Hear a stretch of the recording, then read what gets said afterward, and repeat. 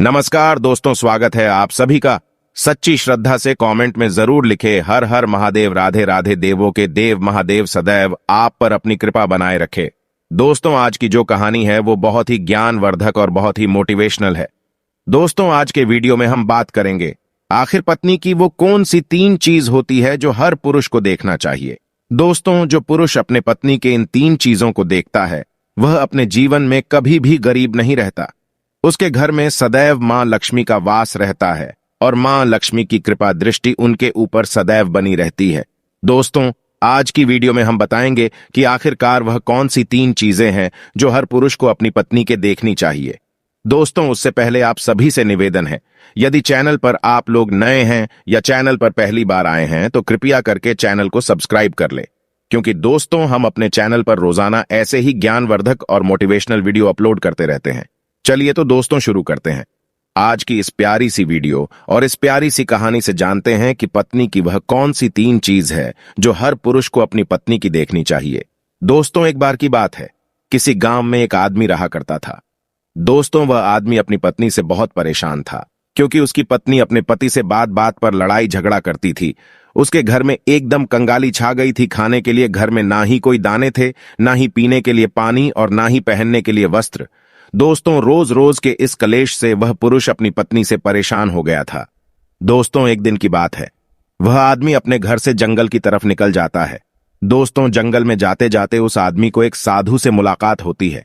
तब वह आदमी उस साधु के पास बैठ जाता है और वहां पर बैठकर रोने लगता है। दोस्तों, वह साधु उस आदमी को पूछते हैं कि पुत्र, आखिर तुम्हें हुआ क्या है, तुम क्यों रो रहे हो। तब वह आदमी उस साधु को बताता है कि महाराज, मेरे घर में मेरे पत्नी और मेरे 2 छोटे छोटे बच्चे हैं। मेरी पत्नी मेरी कोई भी बात नहीं मानती है, बात बात पर मुझसे लड़ाई झगड़ा करती है, जिसकी वजह से मेरा एक छोटा सा बिजनेस था वह भी बंद हो गया और अब हम घर में दाने दाने के लिए मोहताज है। हमारे घर में खाने के लिए कुछ भी नहीं है, पीने के लिए पानी नहीं है और पहनने के लिए वस्त्र नहीं है। लेकिन मैं अपनी पत्नी को समझाता हूं कि लड़ाई झगड़े ना करें, इसके बावजूद भी वह घर में रोज लड़ाई झगड़ा करती है। इस वजह से मैं बहुत दुखी हूं और बहुत परेशान हूं, इसलिए मैं घर छोड़कर आपकी शरण में आया हूं। दोस्तों, वह साधु महाराज उस आदमी को बोलते हैं कि पुत्र तुम रो मत, आज मैं तुम्हें ऐसे 3 चीज बताने जा रहा हूं। जो पुरुष अपनी पत्नी की 3 चीजों को देखता है वह पुरुष अपने जीवन में कभी भी गरीब नहीं रहता है और ना ही उसके घर में कभी लड़ाई झगड़े होते हैं और उसके बिजनेस में तरक्की होती है।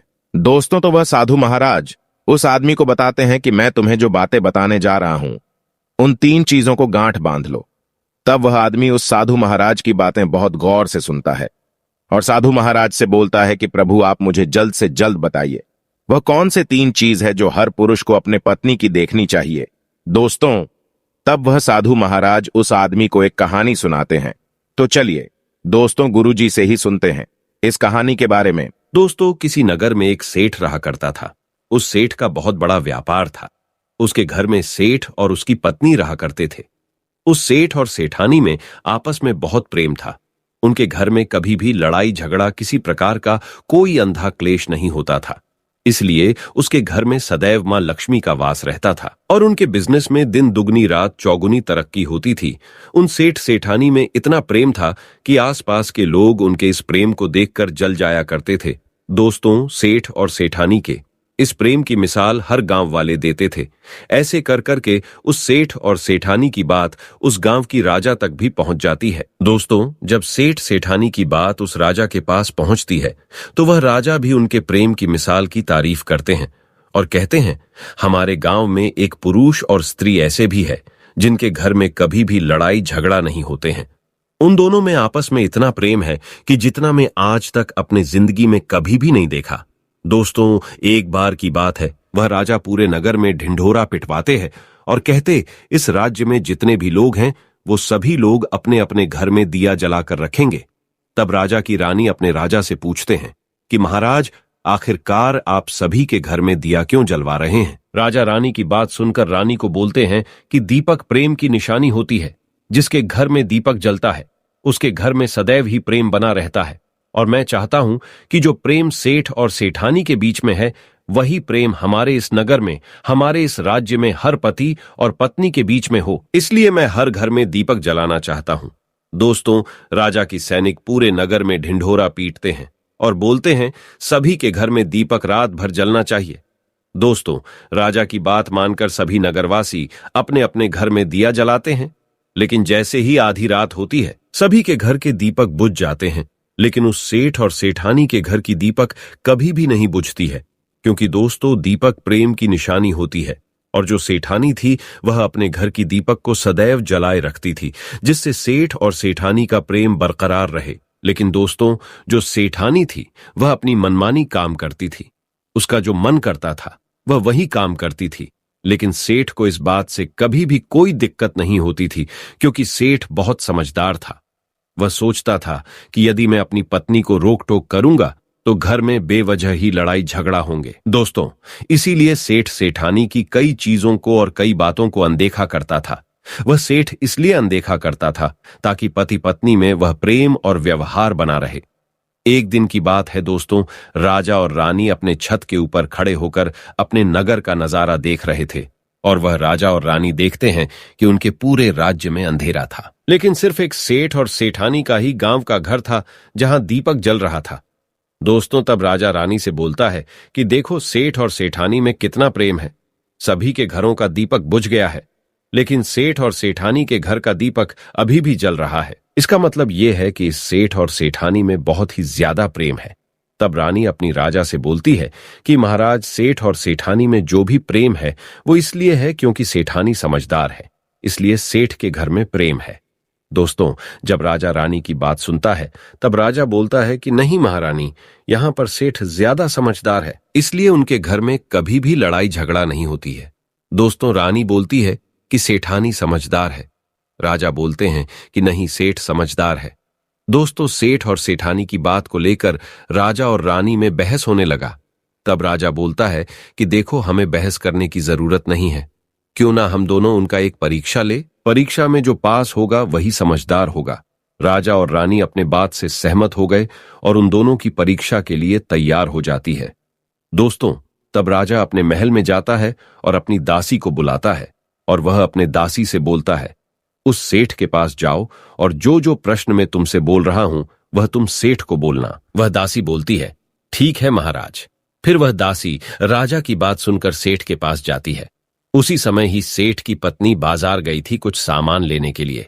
दोस्तों, तो वह राजा की दासी सेठ से बोलती है कि सेठ जी, मैं राजमहल से आई हूं, राजा साहब ने मुझे भेजा है। दोस्तों, वह सेठ उस दासी को बोलता है कि बताइए मैं आपकी क्या सेवा कर सकता हूं, आप बैठिए, मैं आपके लिए पानी लेकर आता हूं। तब वह दासी सेठ से बोलती है, नहीं सेठ जी, मैं राजा की दासी हूं, बस आपके पास राजा के समाचार लेकर आई हूं। दोस्तों, तब वह सेठ बोलता है कि ठीक है दासी, आप मुझे बताइए राजा साहब ने क्या समाचार भेजा है मेरे लिए। तो दोस्तों, वो दासी सेठ से बोलते हैं कि सेठ जी, राजा साहब ने मुझे ये बोले हैं, यदि तुम अपनी पत्नी को छोड़ देते हो तो वह तुम्हें खूब सारे हीरे और जवाहर देंगे, तुम्हें राजमहल में एक अच्छे पोस्ट पर नौकरी भी देंगे। लेकिन सेठ राजी नहीं हुए। दूसरी बात, रानी ने राजा से बोला था कि नहीं, सेठ समझदार नहीं है, सेठानी समझदार है। दोस्तों, सेठ और सेठानी के बातों को लेकर राजा और रानी में फिर से कहासुनी होने लगी। तब रानी राजा से बोलती है कि तुमने सेठ की परीक्षा ली है, मैं भी सेठानी की परीक्षा लेना चाहती हूं। तब इससे बात क्लियर हो जाएगा कि सेठ और सेठानी में कौन ज्यादा समझदार है। तो वह राजा रानी को आदेश देता है कि प्रिय, तुम भी एक बार सेठानी की परीक्षा ले लो। तब रानी अपने राजमहल से एक दास को उस सेठानी के पास भेज दिया और अपने दास से बोलती है कि जो मैं तुम्हें बोल रही हूं ये सारी चीजें जाकर उस सेठानी को बोलना। तब राजा का दास उस सेठानी के पास जाता है। इधर से सेठ अपने काम के सिलसिले में कहीं बाहर गया हुआ था, घर पर सेठानी ही अकेली थी। दोस्तों, दास मौका देखकर उस सेठानी के पास पहुंचता है और सेठानी से बोलता है कि सेठानी जी, मैं राजमहल से आया हूं, मुझे रानी साहिबा ने भेजा है। दोस्तों, तब वह सेठनी बोलती है, ठीक है बताइए, किस लिए तुम्हें रानी साहिब मेरे पास भेजा है। दोस्तों, तब वह दास सेठानी से बोलता है कि रानी साहिबा ने बोला है कि यदि तुम अपने पति को छोड़ दोगी तो वह बहुत सारे हीरे जवाहरात देंगे, और अगर तुम अपने पति को मार दोगी तो वह तुम्हें अपने राज्य का आधा हिस्सा दे देंगे। दोस्तों, दास की बात सुनकर सेठानी तैयार हो जाती है और कहती है, ठीक है, यदि रानी साहिबा अपने राज्य की आधा हिस्सा मुझे देंगी तो मैं अपने पति को मार दूंगी। दोस्तों, तब उस राजा का दास उस सेठानी से बोलता है कि मुझे कैसे पता चलेगा कि तुमने सेठ जी को मार दिया है। दोस्तों, तब सेठानी राजा के दास से बोलती है कि मेरे घर में जो दीपक जल रहा है वह तुम्हें दिख रहा है। तब दास बोला, हां, दिख रहा है। तब सेठानी उस राजा के दास से बोलती है कि जब मैं अपने पति को मार दूंगी तो मैं यह दिया बुझा दूंगी तो तुम्हें पता चल जाएगा कि मैं अपने पति को मार दिया है। अब वह दास सेठानी की बात सुनकर राजमहल को वापस लौट जाता है और राजा और रानी से ये सारी बात बताता है। सेठानी की बात सुनकर रानी बहुत अचंभित हो जाती है और रानी को स्त्री जाति से नफरत होने लगती है। दोस्तों, तब वह राजा अपने सारे दास दासियों के साथ सारे सैनिकों को बुलाता है और बोलता है, देखो, मैं यह नहीं चाहता हूं कि राजा और रानी के वजह से किसी निर्दोष की जान जाए। तुम ऐसा करो, उस सेठानी के घर जाओ और उस सेठ को सारी बातें बता दो और उस सेठ को बचा लो। दोस्तों, इधर दास और दासी सेठानी के घर पर जाते हैं और सोचते हैं कि सेठानी तो सेठ को रात में मारेगी और दिया भी बुझाएगी। इससे पहले ही हम सेठानी के घर में हमला बोल देते हैं। दोस्तों, इधर रात भी नहीं हुई थी, शाम का समय था और जैसे ही राजा के सैनिक सेठानी के घर पर धावा बोलते हैं तो देखते हैं कि सेठ पहले से ही मरा हुआ है। दोस्तों, तब राजा और रानी के दास दासी उस सेठानी से बोलते हैं, सेठ जी तो मरा पड़ा है, लेकिन सेठ को तो तुम्हें रात में ही मारने के लिए बोला गया था। दोस्तों, तब वह सेठनी उस दास और दासी से बोलती है कि सेठ को तो मुझे मारना ही था, रात में तो मुझे दिया बुझाना था, इसलिए सेठ को तो मैंने दिन में ही जहर देकर मार दिया है। अब मेरा काम है सिर्फ दिया बुझने का। दोस्तों, वह सैनिक उल्टे पांव उस सेठ के घर से राजा के दरबार में भागें जाते हैं और राजा को सारी बातें बताते हैं। दोस्तों, राजा क्रोध से आग बबूला हो जाता है और उसको स्त्रियों से घृणा होने लगती है और वह अपने सैनिकों को भेजता है कि उस सेठानी को बंदी बनाकर लाए। तब राजा के सैनिक उस सेठानी को बंदी बनाकर राजा के राज दरबार में पेश करते हैं। दोस्तों, तब वह राजा उस सेठानी को कारावास में डलवा देता है और वह राजा समस्त स्त्री जाति से नफरत करने लगता है। दोस्तों, वह साधु इस कहानी को गांव के उस आदमी को सुनाता है। तब साधु उस आदमी से बोलता है, अब तुम्हें समझ में आ गया होगा कि स्त्री की वह कौन सी 3 चीजें हैं जो हर कोई पुरुष को देखना चाहिए। वह आदमी साधु से बोलता है कि महाराज, मुझे अभी भी समझ में नहीं आया, स्त्री की वह कौन सी 3 चीजें हैं जो हर पुरुष को देखना चाहिए। दोस्तों, तब वह साधु उस आदमी को बताते हैं कि हर पुरुष को अपने स्त्री के सबसे पहली चीज यह देखनी चाहिए कि वह कहां पर आ जा रही है। दोस्तों, जो पुरुष अपनी स्त्री की यह चीज देखता है कि पत्नी वहां पर आ रही है, वहां पर जा रही है, तो उसके घर में कभी लड़ाई झगड़ा नहीं होते हैं और वह अपनी पत्नी के ऊपर नियंत्रण कर पाता है। दूसरी चीज है, पुरुष को पत्नी के अंदर ये चीज देखनी चाहिए कि उसकी पत्नी के बोलचाल कैसी है, वह अपने पति की इज्जत कर रही है कि नहीं, अपनी पति की बात मान रही या फिर नहीं। जो स्त्री अपने पुरुष की बात नहीं मानती है, अपने पति की इज्जत नहीं करती है, वह अपने पति के साथ कुछ भी कर सकते हैं, जैसे कि उस सेठानी ने उस सेठ के साथ किया था। इसलिए हर पुरुष को अपनी पत्नी की यह चीज देखनी चाहिए। तीसरी चीज, वह साधु उस आदमी को बताता है कि हर पुरुष को पत्नी के चाल चलन जरूर देखना चाहिए। दोस्तों, जो पुरुष अपने पत्नी के चाल चलन देखता है और उसके चाल चलन पर उससे ज्यादा प्रेम नहीं करता है, उसको अपने कंट्रोल में करके रखता है, तो उसके घर में लड़ाई झगड़ा कभी भी नहीं होते।